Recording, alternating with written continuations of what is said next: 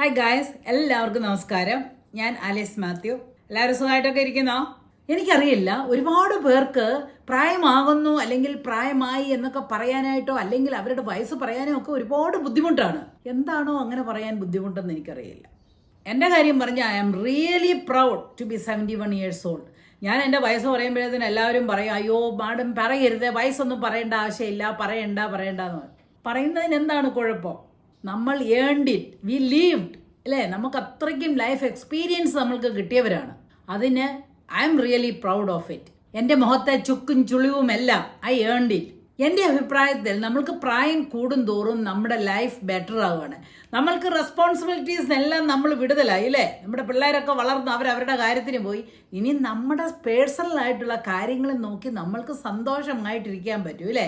ആരെക്കുറിച്ചും bother ചെയ്യണ്ട. ശരിക്കും പറഞ്ഞാൽ ഈ പ്രായമായ സമയമാണ് നമ്മുടെ prime time in our life. ഞാൻ പറഞ്ഞ പോലെ തന്നെ നമ്മുടെ റെസ്പോൺസിബിലിറ്റികളെല്ലാം നമ്മൾ നിർവഹിച്ചു, നല്ലവണ്ണം നിർവഹിച്ചു. ഇത്രയും നാളും കഷ്ടപ്പെട്ടു, മക്കളെ വളർത്തി അവരെയെല്ലാം ഒരിതാക്കി സ്റ്റെബിലൈസ് ആയിട്ട് നമ്മൾക്ക് ഇനിയുള്ള സമയം നമ്മൾക്ക് വേണ്ടി ജീവിക്കാനായിട്ട് സാധിക്കുന്നു എന്നുള്ളതാണ് ഈ പ്രായമാവുമ്പോഴത്തെ ഒരു സന്തോഷം. ശരിക്കും അത് നമ്മൾക്ക് ഈ യങ് ആയിട്ടിരിക്കുമ്പോഴോ അല്ലെങ്കിൽ മിഡിൽ ഏജ് ആയിട്ടിരിക്കുന്നവർക്കോ ഒന്നും സാധിക്കത്തില്ലാത്ത ഒരു കാര്യമാണ്. കാരണം അവര് ശരിക്കും കിടന്ന് സ്ട്രഗിൾ ചെയ്യുകയാണ്. നമ്മൾ പറയും age is just A number എന്ന്.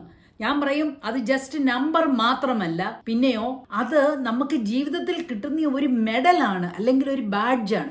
നമുക്കറിയരുത്, വലിയ ഫംഗ്ഷനൊക്കെ വരുമ്പോൾ അതിന്റെ ഭാരവാഹികളൊക്കെ വലിയ ബാഡ്ജൊക്കെ കുത്തിക്കൊണ്ട് നടക്കുമല്ലേ എന്ന് പറയുന്നത് പോലെയുള്ള ഒരു ബാഡ്ജാണ് ഈ പ്രായമാകുന്നത്. ബാഡ്ജ് അല്ലെങ്കിൽ ഒരു വീരചക്രമെന്നേ ഞാൻ പറയുള്ളൂ. ശരിക്കും പറഞ്ഞാൽ അതൊരു വീരചക്രമാണ്, അല്ലേ?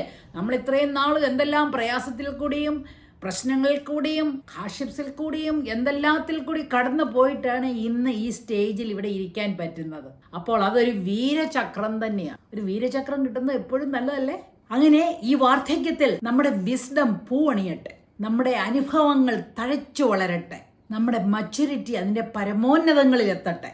ഞാനെപ്പോഴും ഈ പ്രായമായിരുന്നു പറയും, കാരണം അവരാണ് ഒരുപാട് മാനസികമായിട്ടുള്ള പ്രശ്നങ്ങളിൽ കൂടി കടന്നു പോകുന്ന ഒരുപാട് പേരുണ്ട്. കാരണം പ്രായമാകുന്നതൊക്കെ അങ്ങോട്ട് അക്സെപ്റ്റ് ചെയ്യാനായിട്ട് ശരിക്കും നമ്മളെ ആരെയും മോട്ടിവേറ്റ് ചെയ്യണം.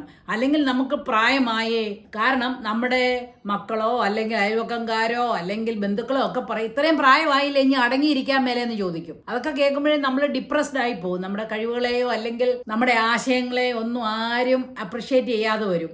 അതുകൊണ്ടാണ് ഞാൻ ആ പ്രായമായവരെന്ന് പറയുന്നത്. അപ്പോൾ എൻ്റെ ഒരു ഫാൻ പറയുകയാണേ, പ്രായമായവരെന്ന് പറയാതെ അവരെ പക്വത വന്ന യുവത്വം എന്ന് പറയുന്നത്. ആസം പറഞ്ഞാൽ അതാണ് അതിന്റെ ശരി.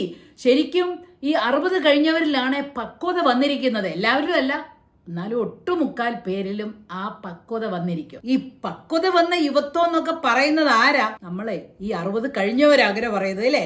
നേരെ മറിച്ച് യങ്സ്റ്റേഴ്സ് ഒക്കെ എന്താണ് ഈ പക്വത വന്ന യുവത്വത്തിൽ കൂടി പോകുന്നവരെ കാണുമ്പോൾ പറയുന്നത്, ആണ്ടു പോകുന്നൊരു കടുംപെട്ട്, അല്ലെങ്കിൽ ഒരു കിളവൻ, അല്ലെ ഒരു കിളവി, അല്ലെ ആ തള്ള എന്നുള്ള ഭാഷകളാണ് അവർ പ്രയോഗിക്കുന്നത്, അല്ലേ? അപ്പൊ അങ്ങനത്തേതൊക്കെ കേൾക്കുമ്പോൾ നമ്മൾക്കൊരു ചെറിയൊരു വിഷമം തോന്നും, അല്ലേ? അയ്യോ പ്രായമായി പോയോ, ഞാൻ ഇനിയും മിണ്ടാതെ ഒരു മൂലയിൽ കയറി ഇരിക്കണമോ എന്നൊക്കെ അങ്ങ് തോന്നിപ്പോവുകയാണ്. അപ്പോൾ ഇങ്ങനെയൊക്കെ പറയുന്നത് കേൾക്കുമ്പോൾ മാത്രമാണ് നമ്മൾ തോന്നുന്നത്, അയ്യോ നമ്മൾക്ക് പ്രായമായോ, ശരിക്കും പറയുന്ന പോലെ ഇവര് പറയുന്നത് പോലെ നമ്മൾക്കങ്ങ് കിളവിയായോ, അല്ലെങ്കിൽ നമ്മുടെ മനസ്സിന് ഒരിക്കലും പ്രായമാകുന്നില്ല കേട്ടോ.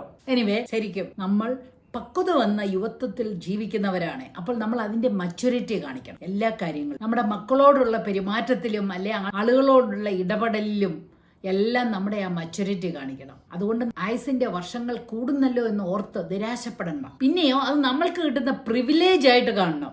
ഈ പ്രിവിലേജ് എല്ലാവർക്കും കിട്ടുന്ന ഒന്നല്ല, അല്ലേ?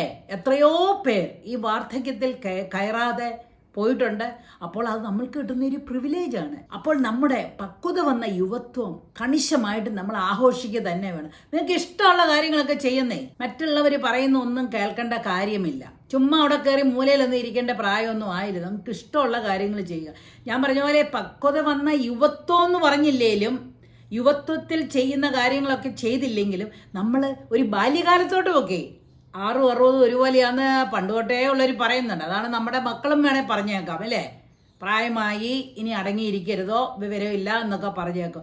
അപ്പോൾ ആ ബാല്യത്തിലേക്കൊന്ന് തിരിച്ചു വരൂ. എന്നിട്ട് ആ ബാല്യത്തിൽ ചെയ്യുന്ന കാര്യങ്ങളൊക്കെ ഒന്ന് ചെയ്തു നോക്കൂ. എന്തോ ഒരു രസമായിരിക്കും അല്ലേ? അപ്പോൾ നമ്മുടെ റിങ്കിൾസ് ഒക്കെ നമ്മൾ കൂടുതൽ ചിരിച്ചത് കൊണ്ടാണ് ലാഫ് ലൈൻസ് ഒക്കെ വരുന്നത്. അതൊക്കെ അങ്ങ് വരട്ടെന്നേ. ചെയ്യാവുന്ന എക്സർസൈസുകളും പിന്നെ ഹെൽത്തി ഈറ്റിങ്ങും യോഗയും ഒക്കെ ചെയ്യാവുന്നതൊക്കെ ചെയ്ത് നമ്മൾ കുറച്ചുകൂടി ആരോഗ്യവാന്മാരായിട്ടിരിക്കാനായിട്ട് നോക്കണം. അല്ലാതെ സൗന്ദര്യം വർദ്ധിപ്പിക്കുക എന്നുള്ള ചിന്തയിലല്ലാതെ ആരോഗ്യവാന്മാരായിട്ടിരിക്കാനായിട്ട് നമ്മൾ നോക്കണം. അതുകൊണ്ട് ഈ പക്വത വന്ന യുവത്വത്തിൽ കൂടി കടന്നു പോകുന്ന എല്ലാവരും സന്തോഷമായിട്ടിരിക്കണം. Be happy.